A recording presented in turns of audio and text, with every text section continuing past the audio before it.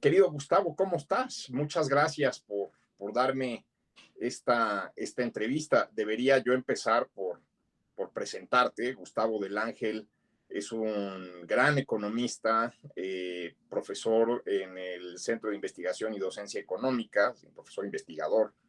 Eh, Fue mi profesor de historia del sector financiero y un erudito de la historia económica de México y del mundo. Y por eso, te pedí que ojalá nos pudieras regalar unos minutos para platicar de Adam Smith, ahora que se cumplen 300 años del natalicio.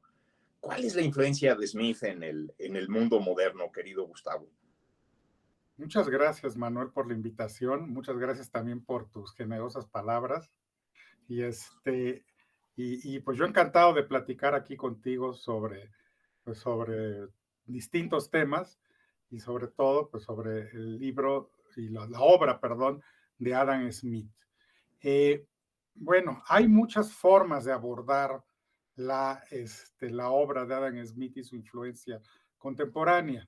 Y sí, creo que de entrada hay que pensar en dos aspectos importantes de la obra de Adam Smith, que antes se conocían poco y ahora, bueno, se discuten mucho más a raíz de varios libros que han salido, que permiten tener más claridad sobre el trabajo y las aportaciones de este pensador, ¿no?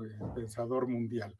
Bueno, una de ellas es, Smith escribió, digamos, dos grandes libros, La teoría de los sentimientos morales y La riqueza de las naciones, ¿no? Y no podemos, digamos, entender el valor de Adam Smith como pensador si no, digamos, y tenemos una idea de los dos libros, ¿no? De los dos grandes libros que escribió. Eso por un lado. Por el otro, pues, tradicionalmente, digamos, en la narrativa más popular, hay una idea de Adam Smith como el paladín del libre mercado, así, restricto, ¿no? Lo cual, pues, o sea, hay algo, pero es exagerada esa visión sobre lo que realmente fue Adam Smith, sobre lo que es la obra de Adam Smith. Digo, hay otros autores contemporáneos como el gran amigo de Adam Smith, Hume, que además tuvo mucha influencia en Adam Smith, que podría decirse que tiene que ver más como un paladín del libre mercado. Pero, pero realmente de Adam Smith pues tenemos algo mucho más complejo, ¿no? Una obra mucho más compleja. Y si quieres, me voy a detener ahí a elaborar algo en estos dos puntos, ¿te parece? Mira, platicarte de Adam Smith como un pensador, digamos, vigente para la actualidad, implica hablar, pues, por qué crea y por qué construye esa obra que es La riqueza de las naciones. Y mucho tiene que ver con el hecho de que Smith estaba viviendo en la Escocia de su época, en la Gran Bretaña de su época, la creación y la formación de un imperio mercantil, ¿no? Reino Unido se estaba convirtiendo en pues en una potencia mercantil mundial, en una potencia industrial, digo, donde estaba ahí surgiendo comenzando a surgir la revolución industrial. Y entonces Adam Smith, que era profesor de filosofía moral en la universidad, él ve todo esto y trata de interpretar todo esto. En La riqueza de las naciones, pues él toma mucho del pensamiento de otros pensadores, de muchas discusiones que había, y trata de armar de forma, digamos, amplia pues una teoría, por llamarla así, sistemática, para explicar lo que estaba ocurriendo, lo que estaba viviendo él en términos de la formación de un imperio económico, de un imperio mercantil. Porque además, pues Escocia, Glasgow en particular, eran, digamos, una parte importante, estaba floreciendo la economía, una parte importante de ese imperio mercantil británico. o de ese imperio económico. Entonces, él lo que trata de hacer es darle sentido a lo que está viendo. Y para eso, pues, obviamente no solamente elabora una teoría donde qué es importante, pues, la división de trabajo, el libre mercado, y sobre todo, algo que lo va a remontar a su primera obra, que escribe 20 años atrás, más o menos, que es la teoría de los sentimientos morales. Y es precisamente las actitudes, las, digamos, disposición de las personas, pero una disposición mucho más, digamos, moral, emocional, para hacer las cosas bien, para tener, digamos, empatía por el otro. Porque finalmente, toda la arquitectura económica que describe Smith en La riqueza de las naciones, requiere, digamos, no solamente de un andamiaje institucional, el cual él lo pone muy claro, ¿no? Requiere de un andamiaje, pues, digamos, donde el mismo gobierno, pues, garantice seguridad, claramente, donde el mismo gobierno garantice la creación de cierta infraestructura también. O sea, está muy claro ahí en La riqueza de las naciones. O sea, no todo se va a resolver por el mercado simplemente, sino, o sea, sí requieres un andamiaje institucional donde el gobierno tiene un rol, pero también necesitas un orden social donde las personas estén, por decirlo de alguna forma simple, dispuestas a hacer las cosas bien, a preocuparse por el prójimo, ¿no? Y eso tiene que ver mucho, eso lo toma de su primera obra, de la teoría de los sentimientos morales, en la que pues él trata de plantear ese también, digamos, de alguna forma trata de explicar el orden social y por qué, pues de alguna forma es importante, digamos, cierta moralidad, él era, pues de alguna forma, no quiero decir religioso, pero sí era pegado, digamos, a las creencias, tenía cierto apego a las creencias religiosas, quizá por influencia de su madre, con la que creo que vivía, y y Era un bueno, hombre de su tiempo, digamos, ¿no? sí, y no solamente un hombre de su tiempo, sino un hombre que busca darle un sentido lógico, un sentido en el pensamiento a lo que estaba viendo en su tiempo, ¿no? O sea, tú dirías que quizás en Smith descubrimos que el liberalismo, aún el liberalismo de mercado, al final tiene que ser un humanismo, ¿no? Sí, sí, es algo bien interesante. Yo realmente descubrí tardíamente la teoría de los sentimientos morales. Me recordó mucho, bueno, no me recordó, me hizo conectar mucho también con mucho de lo que hoy vemos de teoría de la conducta o ciencias de la conducta, ¿no? Cómo realmente muchas de nuestras decisiones son orientadas por emociones, ¿no?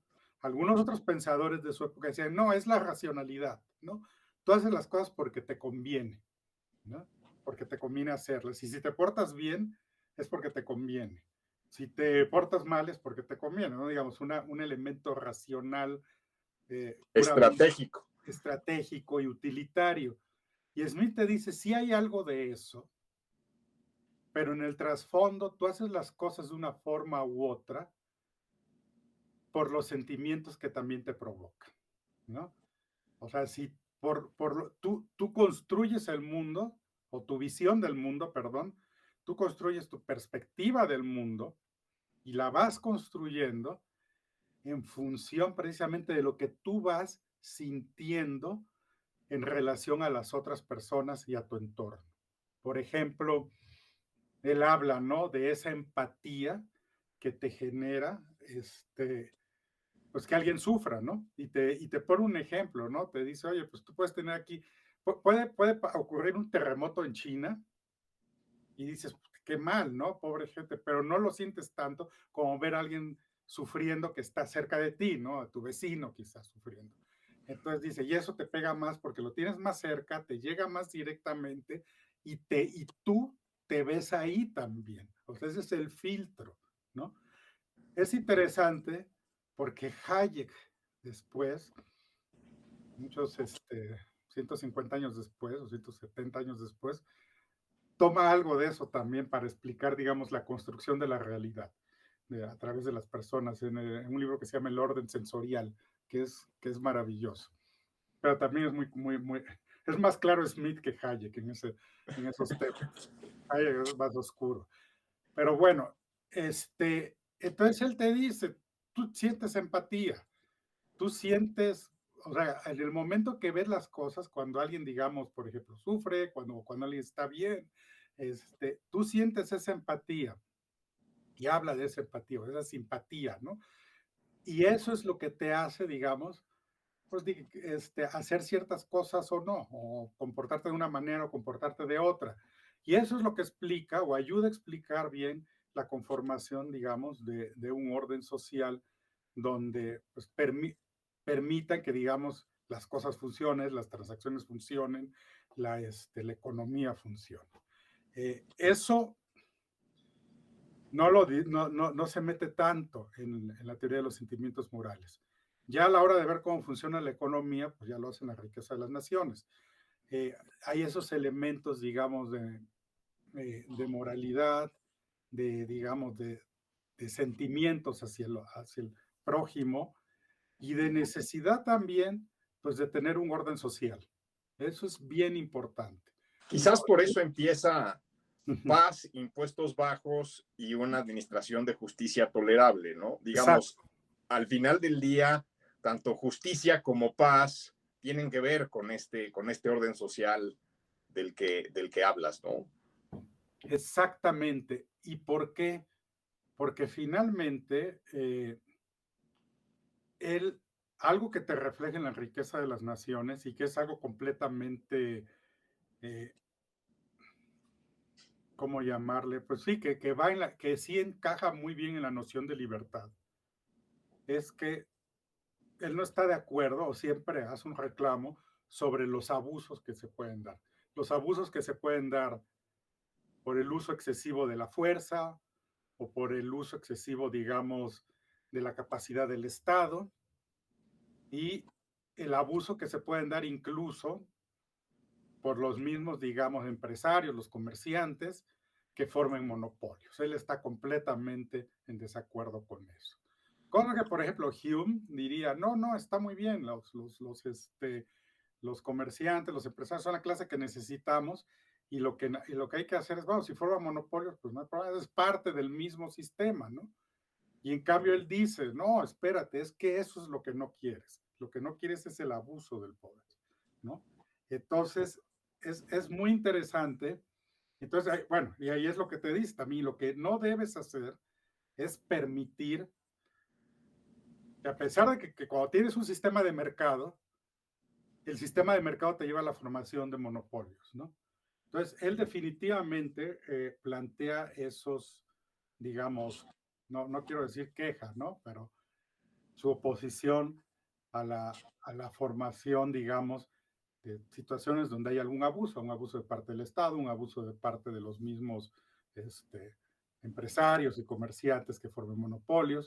Entonces, eso es, en ese sentido, es, digamos, un defensor de la libertad, pero también de una empatía hacia los que están más desfavorecidos, ¿no? Porque siempre enfatiza mucho en ambos libros esa necesidad, pues, como de ayudar a alguien que está en una condición menos favorecida a la tuya, ¿no?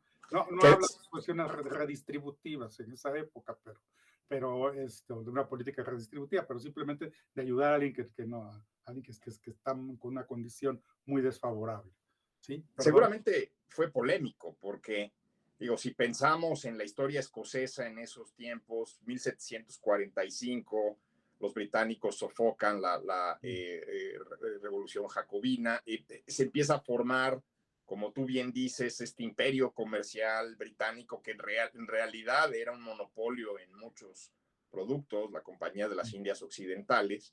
Entonces quizás Smith reacciona, ¿no? A estas injusticias de su tiempo, ¿no?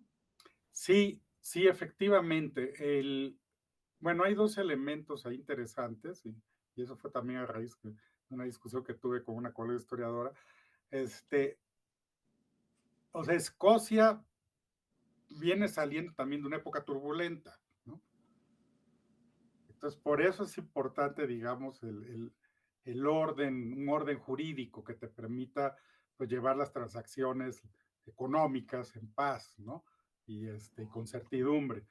Pero al mismo tiempo, pues sí, efectivamente tienes esa expansión de las grandes, así como la Compañía de Indias, tienes todo el paso, digamos, de las del comercio del tabaco que va desde las colonias americanas, norteamericanas, en Estados Unidos, hacia pues hacia Reino Unido y principalmente hacia Glasgow.